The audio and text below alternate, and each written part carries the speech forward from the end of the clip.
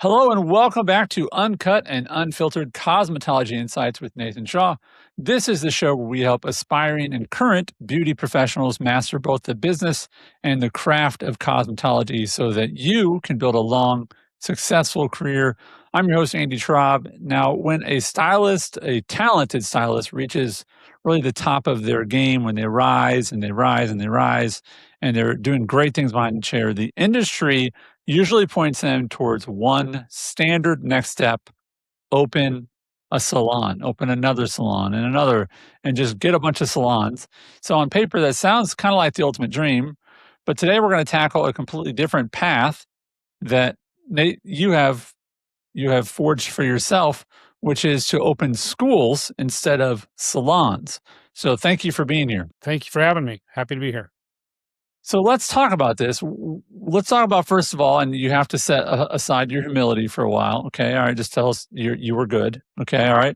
So tell us how long ago you started, and then how long until you were sort of at the top of the game, maxed out, booked up, prices were as high as you were going to go.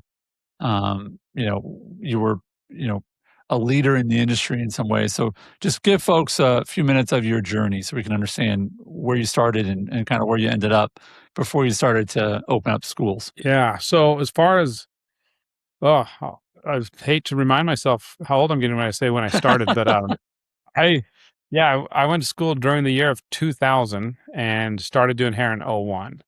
Um, and I worked a couple miscellaneous, not miscellaneous, but like I worked for like a chain salon, a small chain salon. It wasn't like a national franchise in Utah, and got my speed better and got a lot of reps, as I call it. I always talk about doing enough reps. So I was able to do a lot of haircuts because they had a high traffic walk-in volume. And I was fortunate to kind of be able to fast track my learning curve with a couple things.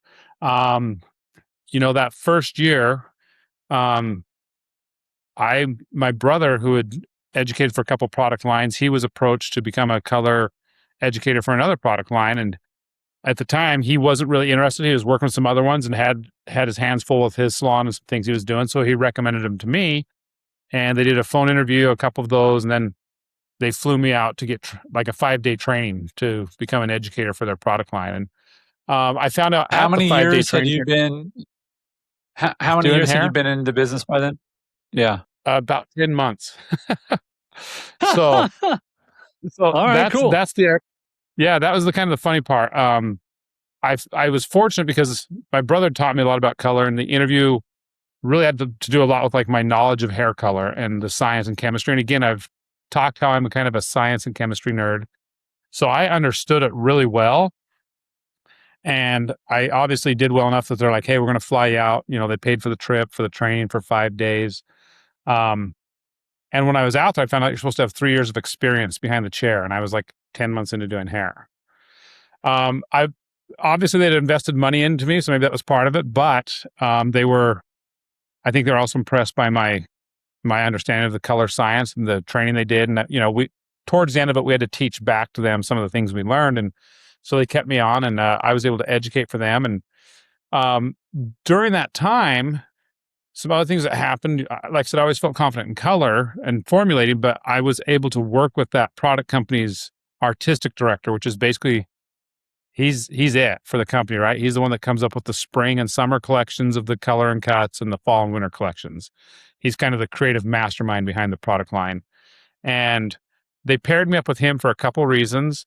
Um, Number one is they needed someone that could work quickly and was, uh, up to the demands, I guess. And number two, and this may be a bad generalization in today's age, but they said when they paired women with him, he'd make a lot of them cry because he was so demanding.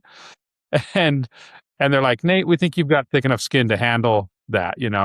That's great. And it was one of the best things that could have happened to me as a new hairdresser, because that guy, working side by side with him and like seeing how he worked, I picked up so many skills and so many tricks to how to properly style hair, how to cut hair, how to place color in the hair so it appears a certain way when it lays.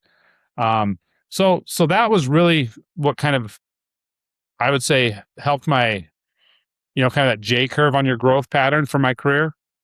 And so by about year 3 or 4, I was booked enough. I needed to get an assistant. Hold on real quick. And Did he ever make you cry? no, no, he never made me cry. I mean, did you So, understand after a while? Like, okay, I understand why he's making people cry. He just was a it, driven it never person. bugged me. And I mean, I can get it. I'll put it this way. I grew up on a dairy farm, right? With six, there were 6 boys in my family and 2 girls. Yeah. And so I grew up in an environment of like working on the farm with brothers, and fist fights happen, and it's brothers, right?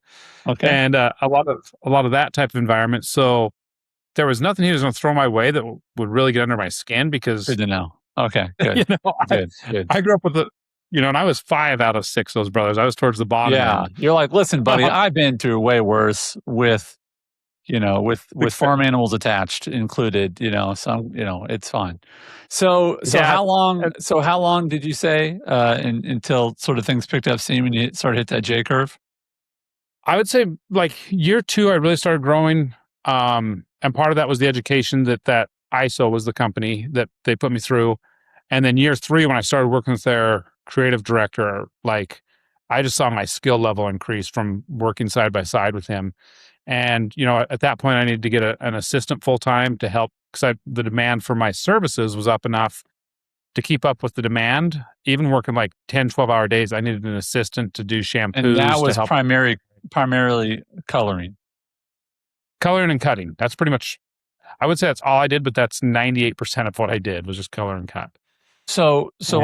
let me say this. If you're listening and you're watching, I think the key lesson there would be when in doubt, get better skills, because your skills will result with clients who have great results. And then in turn, they're going to be able to tell other people, you can trust Shelly, you can trust Margaret, you can trust Mike, whoever you are listening, whatever your name is, insert your name there. Because that's a pretty massive, quick, I mean, I think most people would expect 6 or 7 or 8 years you're in the business. And you're saying after two, you were pretty successful, and that seems irregular to me. Yeah. Yeah. I mean, I think it is a little irregular. So I'm not saying that again is to be boastful. No, no, The no, one but thing we I want to create a vision for people, right? Like, you can Yeah, do that, but you did some things, meaning your brother was speaking into you with that skill, and you went and did some training. And I think that if you want to separate yourself, whether you're playing football or you're coloring hair, you put in the extra work, right? That's extra, 100%. right? 100%. And I think that was my secret sauce. And the thing is, not a secret sauce. Anyone can do it. It's, they talk about, you go back to sports, it's effort, right? I was willing to do the work. I would stay late at night to get new clients. It was just like, I knew I wasn't the most talented hairdresser when I started, but I'm like, I was going to outwork everyone else. And it's kind of that dairy farm kid mentality. Like, that's a 7-day a week, 365-day a year job. Doesn't matter if it's Christmas or what, you're milking those cows, right? Yeah, And we actually get, I think I told you, we get farm fresh milk here in Tennessee.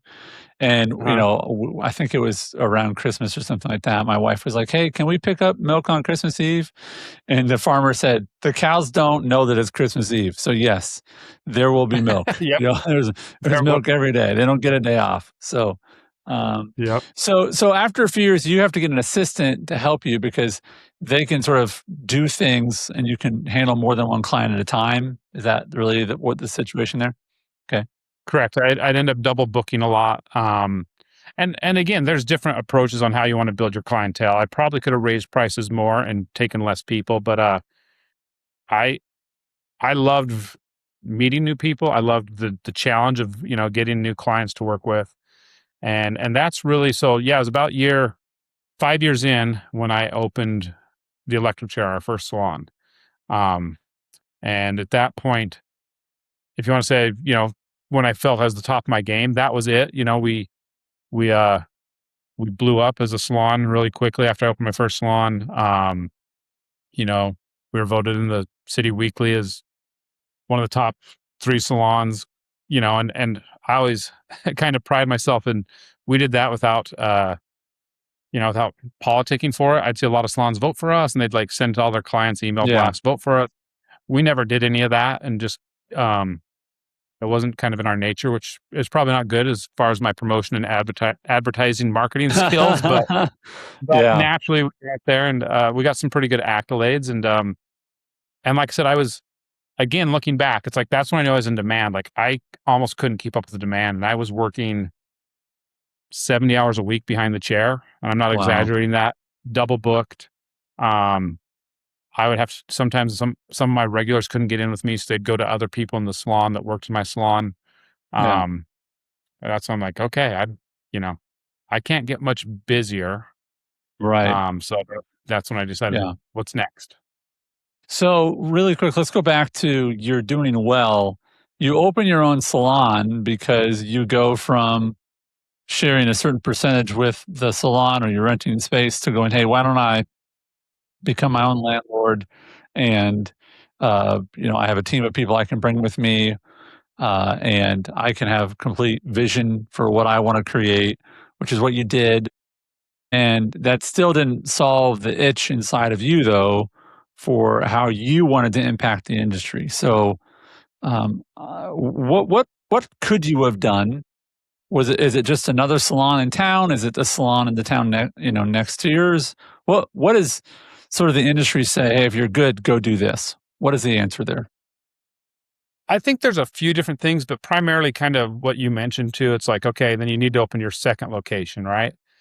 Um, I'll see salons with like their original or flagship location is where like the Right, owner and the stylist first started. Then they open what do they call it, a satellite location, or do they right. just call it their second location? And that's kind of the pattern. They do a little bit of a copy and paste, Yeah, yeah. and I don't mean that in a derogatory way. It's just like, hey, we've got a No, no, system that no, works. Let's no. roll it here. That's Yeah. sounds good. Double it, triple it. Why not? Keep going. I do think you need to ask yourself as a stylist: are you a business owner? Do you want to manage people?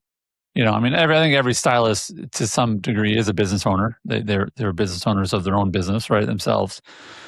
So, what triggered something in you, Nate, to say, no, we're not doing the electric chair part two. We're gonna do something different. I think it was when I educated for these product companies, um, because I did educate for a couple.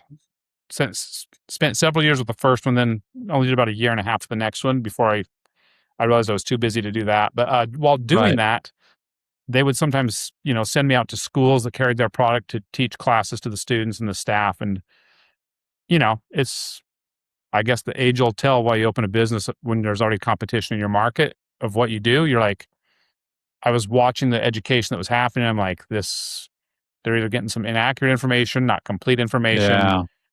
Just the quality wasn't there. And I was like, you know, we can do better. That was kind of our thoughts, me and my brothers, when we got into it. And So, and also, go ahead. Go sorry, ahead. I say also I think there was something rewarding when you went in and taught some students that were like, they're hungry at that point, right? They're really hungry for the education, for the knowledge. Yeah. And Sure. it's very rewarding when you have a group of hungry minds that want want the tricks you're willing to share and the knowledge you can share. So you went out into the first. You said, "Hey, there's more that people could be learning. I'm going to educate them through this company." And you go out and you realize there's some people that are really, really hungry for this. I have a knack for communicating. People were engaged with your content, and they're like, "Hey, this I like learning from this guy." So you can teach it. Some people do. Some people can teach. Not a lot of people can do both, right? Um, so some people are great teachers, but maybe they're not great stylists. That's also a reality. But you started to do this. But how did you go? Hey, I'm going to start a school. Like that seems like a pretty big jump from being a company rep to I'm going to Yeah. enroll students to go into the industry. I think it was probably a combination of youthful naivety and, ignorance to what it took. um, me and my brothers, I opened it with two of my brothers originally. And, we just wanted to do something together. We thought we could change at least a portion of the industry in our area. And I think that jump was just more of the fact of like, what's the next challenge. Um, I've heard something recently, I can't even remember where or so like where I can credit it to, but that talks about like you have different players in a company and there's A players, B players, and C players. And C players, they try to just kind of slide under the radar, not be seen, not just get as little as much done and do the job. They said B players want the credit, and B players want the credit for what gets done, and A players want to be challenged. And and maybe this is where again, I'm not trying to toot my own horn, but I loved the challenge of like, hey, what's next? Because Yeah. you know, I I think once I've reached a certain area in business, whether, okay, I've a certain amount of success, I'm always like, okay, I felt like I conquered that. What was the next step? And that was kind of where it came from. So, what did it take though to say, I'm going to go start a school? I mean, is it you have to go get accredited and you have to hire people and find a space? I Yeah. mean, it seems like a lot. Yeah. Oh man, there's a lot to that. So yeah, we started looking for space. We'd looked both in Utah and Boise because my one brother did hair in Utah, and we're like, which market should we do it in? And Right. we decided on the Boise area where I lived, and yeah, we had to find and rent a commercial space, much larger than a salon space. But yeah, that's Oh, true. Yeah. Yeah. you know, and it's a new startup business, and even though I had good credit, fortunately, but it's one of those deals that it's not a proven model when it's a startup. So getting Yeah, I an was gonna say SBA there's a loan or difference between getting a credit card and starting a company, right? Like, yeah, "Yay, yeah, I got an Amex," to like, yeah, we're gonna rent a building." You know what I mean? That's a yeah. different one. Well, let me ask this, Nate. When you advertise and you're still running schools, obviously, that's your focus right now. Um, when you went to go tell people about your schools, what made it different and what still makes it different today? I think our biggest point of difference is the ownership and myself or my brothers or whoever was included in the teaching. It's like it's a school owned by people that have walked the walk. I mean, we're heavily invested in modern education, making sure we keep up with the what's happening in the science of hair and skin, what's happening with the trends of it. But on top of that, like, I know a lot of schools that are owned by businessmen, and there's nothing wrong with that. But when they're in there leading the charge to teach you to go have a career, it's like you've never been in that stylist shoes when you walk into a salon with no clients and you're like, how am I going to feed my family? Right. And so for me, I think that's the big thing. And I've not just done the hair, I've owned salons, I've been an educator, I've owned chain salons. I've done several things throughout the industry that like are different paths these people can take. And so, it's I think that's really what sets us apart. It's not just like, hey, we've got an idea for a school or, you know, I've done one thing. It's like I can speak to multiple career paths that have been successful. Right. Right. So when people interact with your school versus another, what would you say? What would you say is like an immediate, quick, like, oh, this is different? Like, what's something they're going to notice quickly when they go and start to research your school versus another school? I think it's just that's part of it. Like it's like, hey, we have a poster in each school is like how we owned a salon that was recognized by Elle magazine is one of the top 100 salons in America. We've got we've got a staff that's heavily invested in the individual. I feel like like it's a business, but like we care about the individual results for every student. I feel like people aren't just a number here. It's like we're invested in them and their future. And then, like I said, it's always changing to what the market needs. Like we've recently added a TikTok course of how to use TikTok Shop to sell their beauty product and stuff like that. Because at the end of the day, Wow, the industry changes too, the way people make money in the industry. And so we're trying to like make sure that they know what's happening now. that's amazing. Yeah, that's amazing. And you're right. It is TikTok shops are. I mean, I remember when Facebook started to sell things, and I was like, yeah, I just don't feel I feel like Facebook's the place to talk to people, not to buy things, and late 40s, so Facebook came around sort of perfect for my generation, right? And now I Uh-huh. look at, like, Facebook Marketplace, and it is a massive, I mean, probably killed Craigslist, you know what I mean? And so you think about the shift in that, and now you're looking at TikTok, and a lot of people are like, "Oh, that's just silly dance videos," and now TikTok is doing probably billions of dollars in transactions, um, and you don't have to have 5, 10, 20, 50, 100,000 followers to be selling stuff on TikTok, so that's a great Yeah. example and reminder.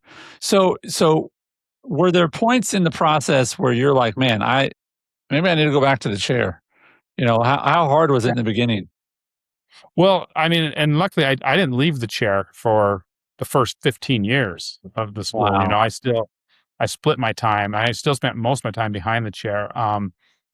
But yeah, there were definitely moments, I mean, I don't know if we could have opened at a more inopportune time. We opened in July of 2007, which was right when real estate went off a cliff, the start of the Great Recession, right? And so while we had a lot of interest in people wanting to come to school, the schools around us that were already accredited and had financial aid available were blowing up with students. When you first open, you're not accredited to start with.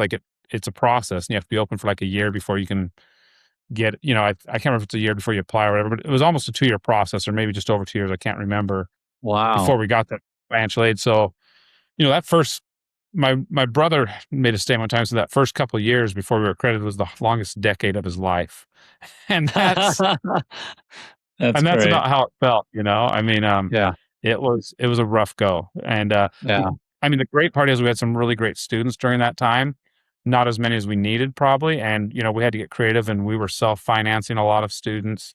yeah, Which means we weren't getting their tuition up front, and of course some of them never at all, or you didn't get much at all. You got a little bit while they're in school, yeah, and then they ghost you because of, you know, yeah. um, I guess they've watched how Uncle Sam treats debt, so they think that's okay for everybody. But That's right. Just keep going. Print more money, right? Right? yeah, yeah. Um, so you now have gone from the chair to running schools, and, if folks wanna learn more about your schools, if I reach out to your people, what are they gonna do? Like, what's the expectation I should have if I reach out to your schools? I think the expectation is they'll get a hold of you, try to answer any initial questions you have. Ultimately, they want you to come in, and it's I think the reason to come in, this is the beauty industry. It's very much a tactile, physical, visual industry, right? So like coming in, get a feel for the how things operate, the vibe of the school, um, the layout, how the education process actually works in a cosmetology school as opposed to traditional schooling. I think that's what to expect. They're just going to want you to come get a feel for it and make sure that you know is the school a good fit for you? Meaning, are we a good fit for that student, and is that student a good fit for our school? It's important that's both ways. Absolutely, absolutely. Well, we'll have a link in our show notes to reach out to your staff, your admissions team to answer any questions if you're listening to this and you want to learn more about those schools. And also just a link to the school in general so you can reach out to them and contact them and figure out how you can set up one of those visits and get all your questions answered. In addition, we have a set of videos we've made which really encompass the most common questions you're going to have as you consider getting into the industry and whether you end up using that to end up attending one of Nate's schools or a different school, that's up to you. But that's a very generous thing that Nate and his team created. His head of admissions helped us create that, and it will answer a lot of the questions you have about getting into this industry and getting into school and how to balance that, how to pay for it, what to expect, what questions you should ask when you go visit school. So we'll have links to all those things in the show notes. Nate, thanks for sharing a bit about your journey today, and thank you for starting schools that make a difference in the lives of your students and also in the lives of their customers further down the line. So thanks for all you've done for the industry, and thanks for your time today. It's been my pleasure. I appreciate it.